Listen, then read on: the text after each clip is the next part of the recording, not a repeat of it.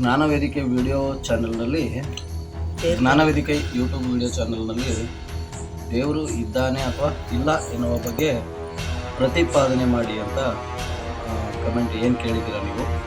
So ದೇವರು ಇದ್ದಾನೆ ಮತ್ತು ಇಲ್ಲ ಎನ್ನುವ ಪ್ರತಿಪಾದನೆ ಒಂದು ವಿಶಿಷ್ಟವಾದದ್ದು. ಅದು ಏನು ಅಂತ ಹೇಳಿದ್ರೆ, ಮೊದಲು ದೇವರು ಇದ್ದಾನೆ ಅಥವಾ ಇಲ್ಲ ಅಂತ ನಾವು ಹೇಳ್ಬೇಕಂದ್ರೆ ಮೊದಲು ದೇವರು ಯಾರು ಅಂತ ತಿಳ್ಕೋಬೇಕು, ದೈವತ್ವದ ಶಕ್ತಿ ಏನು ಅಂತ ತಿಳ್ಕೋಬೇಕು. ನಾವು ಯಾವುದನ್ನು ದೇವರು ಅಂತ ಕರಿತೀವಿ, ಯಾವುದು ದೇವರು ಅಲ್ಲ ಅಂತ ಕರಿತೀವಿ.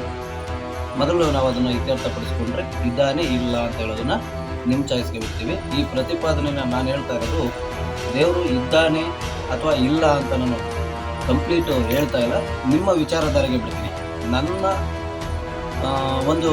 ನನ್ನ ಅನಿಸಿಕೆ ಏನಪ್ಪ ಅಂತ ಹೇಳಿದ್ರೆ, ನಾವು ಅಂದ್ಕೊಂಡಾಗೆ ಮೂರ್ತಿಯನ್ನು ದೇವರುಗಳನ್ನು ಪೂಜೆ ಮಾಡ್ತೀವಲ್ಲ, ಗಣೇಶ, ಲಕ್ಷ್ಮಿ, ಸರಸ್ವತಿ, ರಾಮ, ಕೃಷ್ಣ, ಪೌರಾಣಿಕ ಸಾಹಿತ್ಯದಲ್ಲಿ ಬರ್ತಕ್ಕಂಥ ದೇವರುಗಳು, ಮತ್ತು ರಾಮಾಯಣ, ಮಹಾಭಾರತ, ಹೀಗೆ ಹಲವಾರು ಕಥೆಗಳಲ್ಲಿ ಬರ್ತಕ್ಕಂಥ ದೇವರುಗಳ ಬಗ್ಗೆ ನಾವು ಹೇಳ್ತೀವಲ್ಲ.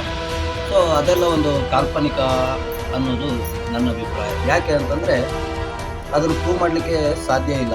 ನಾವು ಒಂದು ಇತಿಹಾಸನ ಓದಬೇಕಾದ್ರೆ ಒಂದು ಐತಿಹ್ಯ ಇರಬೇಕು, ದಾಖಲೆ ಇರಬೇಕು, ಲಿಖಿತವಾದ ದಾಖಲೆನೋ, ಐತಿಹ್ಯನೋ, ಉಲ್ಲೇಖನೋ, ಪಳೆಯುಳಿಕೆಗಳು ಏನಾದರೂ ಇದ್ದಾಗ ಒಂದು ಇತಿಹಾಸವನ್ನು ನಾವು ನಂಬ್ತೀವಿ, ಇದು ಇತ್ತು ಅಂತ. ಪೌರಾಣಿಕ ಸಾಹಿತ್ಯ ದೇವರುಗಳನ್ನು ನಾವು ನಂಬಬೇಕಾದ್ರೆ ಕೆಲವೊಂದು ವಿಶಿಷ್ಟವಾದ ಹುಟ್ಟುವಿಕೆ ಬಗ್ಗೆ ವಿಶಿಷ್ಟತೆಯನ್ನು, ಆ ದೇವರು ಬಾಳಿದ ಬಗ್ಗೆ ವಿಶಿಷ್ಟತೆಯನ್ನು, ಆ ದೇವರು ಬಾಳಿದ ಬಗ್ಗೆ ಆ ದೇವರು ಇದ್ದಂಥ ಬಗ್ಗೆ ವಿಶಿಷ್ಟತೆಯನ್ನು ಹೇಳ್ಬೇಕಾದ್ರೆ ಕೆಲವೊಂದು ಅನುಮಾನಗಳು ಕಾಡುತ್ತೆ. ಸೊ ಹಾಗಾಗಿ ಪೌರಾಣಿಕ ಸಾಹಿತ್ಯದಲ್ಲಿ ಬರ್ತಕ್ಕಂಥ ದೇವರುಗಳು ಕೇವಲ ಒಂದು ಕಾಲ್ಪನಿಕ ಅಂತ ಹೇಳ್ಬೋದು. ಮತ್ತು ದೇವರು ಅಂದರೆ ಏನು? ನಾವು ದೇವರು ಅಂತಂದರೆ ದೇವರು ಇಲ್ಲ ಅಂತ ಹೇಳಲಿಕ್ಕೆ ಬರಲ್ಲ, ದೇವರು ಇದ್ದಾನೆ. ಈಗ ಮರದ ಬುಡಕ್ಕೆ ನೀರನ್ನು ಹಾಕಿದ್ರೆ ಕಾಯಿನಲ್ಲಿ ರುಚಿ ಹೇಗೆ ಬರುತ್ತೆ? ತೆಂಗಿನ ಮರದ ಬುಡಕ್ಕೆ ನೀರನ್ನು ಹಾಕಿದ್ರೆ ಕಾಯಿನಲ್ಲಿ ನೀರು ಹೇಗೆ ಬರುತ್ತೆ? ಸೊ ನಾವು ಇದನ್ನು ಒಂದು ವಿಶಿಷ್ಟವಾದ ಈ ಒಂದು ಶಕ್ತಿಗೆ, ನಮಗೆ ಗೋಚರವಾಗದೇ ಇರತಕ್ಕಂಥ ಶಕ್ತಿಗೆ ದೇವರು ಅಂತ ಕರಿಬೋದು. ಏನಪ್ಪ ನಮಗೆ ಗೋಚರವಾಗದೇ ಇರತಕ್ಕಂಥ ಶಕ್ತಿ? ನಮ್ಮ ಜ್ಞಾನೇಂದ್ರಿಯಗಳಿಗೆ ಯಾವುದು ಗೋಚರಿಸುತ್ತೋ ಅದು ಮಾನವ ನಿರ್ಮಿತವಲ್ಲದೇ ಇದ್ದರೆ, ಅದನ್ನು ನಮ್ಮ ಕೈಲಿ ಹುಟ್ಟಾಕ್ಲಿಕ್ಕಾಗಲ್ಲ ಅಥವಾ ಅದನ್ನು ಕಳೀಲಿಕ್ಕೂ ಆಗಲ್ಲ ಅಂತ ಇದ್ದರೆ ಅದನ್ನು ನಾವು ದೇವರು ಅಂತ ಒಪ್ಕೋಬೋದು. ಆದರೆ ದೇವರು ಅನ್ನೋನು ಯಾರ ಹೊಟ್ಟೆಯಲ್ಲೂ ಹುಟ್ಟಿದವನಲ್ಲ. ಈಗ ವೇದ, ವಿಜ್ಞಾನ, ಬೇರೆ ಪೌರಾಣಿಕ ಸಾಹಿತ್ಯದಲ್ಲಿ ನಾವು ನೋಡೋಕೆ ಹೋದರೆ ನಿರಾಕಾರ, ದೇವರನ್ನ ನಿರಾಕಾರ ಅಂತ ಕರೀಲಾಗಿದೆ. ದೇವರಿಗೆ ಆಕಾರ ಇಲ್ಲ, ದೇವರು ಹುಟ್ಟಿಲ್ಲ, ದೇವರು ಸಾಯಲ್ಲ. ಹುಟ್ಟೇ ಇಲ್ಲ ಅಂತಂದ್ರೆ ಸಾಯೋದೆಲ್ಲಿಂದ ಬರುತ್ತೆ? ದೇವರು ಆಕಾರವಿಲ್ಲದೆ ಅವನು ಗೋಚರಿಸಲ್ಲ, ಯಾರಿಗೂ ಕಾಣಲ್ಲ ಅಂತ ಹೇಳಿದ್ಮೇಲೆ ದೇವರು ಅನ್ನೋದನ್ನು ನಾವು ಮೂರ್ತಿ ರೂಪದಲ್ಲಿ ನೋಡೋದು ಹೇಗೆ ಬರುತ್ತೆ? ಅದು ನಮ್ಮ ಒಂದು ಚೈತನ್ಯ ಶಕ್ತಿ ಅಂತ ಹೇಳ್ಬೋದು. ಈಗ ಬೆಳಕು ನಮಗೆ ಕಣ್ಣು ಕಾಣ್ತಾ ಇದೆ, ಕಣ್ಣಿಗೆ ನಮಗೆ ಬೆಳಕು ಕಾಣ್ತಾ ಇದೆ, ಎಲ್ಲವೂ ಕಾಣ್ತಾ ಇದೆ, ಎಲ್ಲ ವಸ್ತುಗಳು ಕಾಣ್ತಾ ಇದೆ. ಬೆಳಕು, ಈ ಬೆಳಕನ್ನು ನಾವು ಹಿಡಿಲಿಕ್ಕೆ ಬರುತ್ತಾ? ನಿರ್ಮಾಣ ಮಾಡಲಿಕ್ಕೆ ಬರುತ್ತಾ ನಮಗೆ? ಅಥವಾ ಈ ಬೆಳಕನ್ನು ಕಳೀಲಿಕ್ಕೆ ಬರುತ್ತಾ? ಇದೊಂದು ವಿಶಿಷ್ಟವಾದಂಥ ಪ್ರಾಕೃತಿಕ ಶಕ್ತಿ ಇದೆ. ಬೆಂಕಿ ಉರಿಯುತ್ತೆ, ಬೆಂಕಿಯಿಂದ ನಾವು ಹಲವು ಅಡುಗೆ ಮಾಡೋದಾಗಿರ್ಬೋದು, ಬೆಳಕನ್ನು ಚೆಲ್ಲೋದಕ್ಕೆ ಅಣತೆಯನ್ನು ಬೆಳಗಿಸ್ಬೋದು. ಬೆಂಕಿ ಕೂಡ ನಾವು ದೇವರು ಅಂತ ಹೇಳ್ಬೋದು. ಆದರೆ ಅದು ಹುಟ್ಟು ಇಲ್ಲದೆ ಇರೋದು, ಸಾವು ಇಲ್ಲದೆ ಇರೋದು.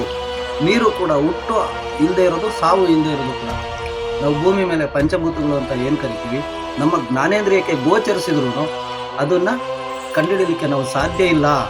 ಅದನ್ನು ಕೃತಕವಾಗಿ ನಾವು ನಿರ್ಮಾಣ ಮಾಡಲಿಕ್ಕೆ ಕೃತಕವಾಗಿ ನಾವು ಮಾಡ್ಬೋದು, ಆದರೆ ಪ್ರಾಕೃತಿಕವಾಗಿ ಬಂದಿರತಕ್ಕಂಥದ್ದನ್ನು ನಾಶ ಮಾಡಲಿಕ್ಕೆ ಸಾಧ್ಯ ಇಲ್ಲ. ಅಥವಾ ಪ್ರಕೃತಿನಲ್ಲಿ ಈ ರೀತಿ ಒಂದು ಹುಟ್ಟನ್ನು ಖಂಡಿತ ಇದು ಒಂದು ಕಂಟಿನ್ಯೂಯಸ್ ಆಗಿ ಒಂದು ಹುಟ್ಟನ್ನು ಪಡ್ಕೊಳ್ಳುವಂಥ ಶಕ್ತಿಯನ್ನು ಮನುಷ್ಯ ನಿರ್ಮಾಣ ಮಾಡಲಿಕ್ಕೆ ಸಾಧ್ಯ ಇಲ್ಲ. ಮನುಷ್ಯ ಯಾವುದೇ ಒಂದು ವಸ್ತುವನ್ನು ನಿರ್ಮಾಣ ಮಾಡಿದ್ರೂ ಅದಕ್ಕೆ ಒಂದು ಅಂತ್ಯ ಅಂತೂ ಕಾಣುತ್ತೆ. ಅದನ್ನು ನಾವು ದೇವರು ಅಂತ ಹೇಳೋಕ್ಕಾಗಲ್ಲ. ಇನ್ನು ಪೌರಾಣಿಕ ಸಾಹಿತ್ಯದಲ್ಲಿ ಬರ್ತಕ್ಕಂಥ ದೇವರುಗಳನ್ನ ನಾನು ಯಾಕೆ ಒಪ್ಪಲ್ಲ ಅಂತ ಹೇಳಿದ್ರೆ, ಉದಾಹರಣೆಗೆ ಮಹಾಭಾರತವನ್ನು ತಗೊಳ್ಳೋಣ. ಮಹಾಭಾರತದಲ್ಲಿ ಪಾಂಡವರು ಏನಿರ್ತಾರಲ್ಲ 5 ಜನ, ಈ 5 ಜನ ಯಾರ ಮಕ್ಕಳು? ಮಹಾಭಾರತವನ್ನು ಹಲವಾರು ಜನ ಬೇರೆ ಬೇರೆಯವರು ಬರ್ತಿದ್ದಾರೆ ಅಂತ ಹೇಳ್ತಾರೆ. ಅದೇನು ಮೂಲ ಮಹಾಭಾರತದಲ್ಲಿ ಏನಿದೆಯೋ ಗೊತ್ತಿಲ್ಲ. ನಾನು ಕೇಳಿರ್ತಕ್ಕಂಥ ಕಥೆಯನ್ನು ಕಂಟೆಂಟಾಗಿ ನಾವು ತಗೊಂಡು ಹೇಳೋದಾದರೆ, ಧರ್ಮರಾಯ ಯಾರ ಮಗ? ಕುಂತಿ ಮಗ ಅಂತ ಹೇಳ್ತೀವಿ. ತಂದೆ ಯಾರು ಅಂತ ಕೇಳಿದ್ರೆ ಯಮಧರ್ಮರಾಯನ ಮಗ ಅಂತ ಹೇಳಲಾಗುತ್ತೆ. ಭೀಮ ಯಾರ ಮಗ ಅಂತ ಕೇಳಿದ್ರೆ ವಾಯುಪುತ್ರ, ವಾಯುವಿನ ಮಗ ಅಂತ ಹೇಳಲಾಗುತ್ತೆ, ಕುಂತಿ ಮಗ. ಮತ್ತೆ ಅರ್ಜುನನ ಇಂದ್ರನ ಮಗ, ಇಂದ್ರ ದೇವತೆ, ಇಂದ್ರನ ಮಗ. ಇನ್ನು ನಕುಲ ಮತ್ತು ಸಹದೇವನನ್ನ ಅಶ್ವಿನಿ ದೇವತೆಗಳ ಮಕ್ಕಳು ಅಂತ ಕೇಳ್ತಾರೆ. ಅಂದ್ರೆ ಇವರು ತಾಯಿಯ ಗರ್ಭದಿಂದ ಹುಟ್ಟಿದವರಲ್ಲ, ತಾಯಿಯ ಗರ್ಭದಿಂದ ಹುಟ್ಟಿದವರಲ್ಲ. ರಕ್ತ ಮಾಂಸ ಮೂಳೆಗಳನ್ನ ಹೊತ್ತ ದೇಹಗಳು ತಾಯಿಯ ಗರ್ಭದಿಂದಲ್ಲದೆ ದೈವಿಕ ಶಕ್ತಿ ಪಂಚಭೂತಗಳಿಂದ ನಿರ್ಮಾಣವಾಗುವುದೇ ಅನ್ನೋದು ನನ್ನ ಪ್ರಶ್ನೆ.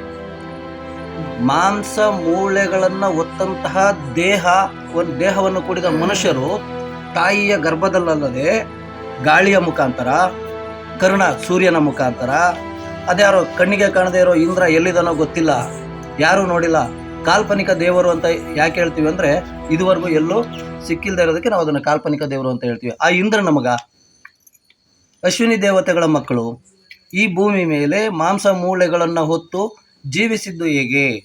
ಇದನ್ನ ದೇವರು ಅಂತ ಹೇಗೆ ಒಪ್ಕೊಳ್ಳೋದು? ಇದಕ್ಕೆ ಪುರಾವೆಗಳಾದರೂ ಏನು, ದಾಖಲೆಗಳಾದರೂ ಏನು? ಅವ್ರು ಇದ್ರು ಅನ್ನೋದಕ್ಕೆ ಹಲವಾರು ಪುರಾವೆಗಳು ಸಿಗ್ಬೋದು.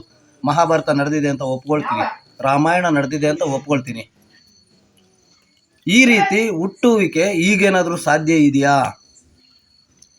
ಸೊ ಇದರಿಂದ ನಾನು ಹೇಳೋದೇನಪ್ಪ ಅಂತಂದರೆ, ದೇವರು ಅನ್ನೋದು ನನ್ನ ಅಭಿಪ್ರಾಯದಲ್ಲಿ ಬೆಳಕು, ಗಾಳಿ, ನೀರು, ಭೂಮಿ, ಆಕಾಶ, ನಮಗೆ ಕಣ್ಣಿಗೆ ಕಾಣ್ತಕ್ಕಂತಹ ಪ್ರಕೃತಿಯಲ್ಲಿ ಇರ್ತಕ್ಕಂತಹ ಪ್ರತಿಯೊಂದನ್ನು ನಾವು ದೇವರು ಅಂತ ಕರಿಬೇಕಾದ್ರೆ ಇದನ್ನ ಯಾವುದನ್ನು ನಾವು ನಿರ್ಮಾಣ ಮಾಡಿದೆ ಇರ್ತಕ್ಕಂಥ ವಸ್ತುವನ್ನು ನಾವು ದೇವರು ಅಂತ ಕರೆಯೋದ್ರಲ್ಲಿ ತಪ್ಪಿಲ್ಲ.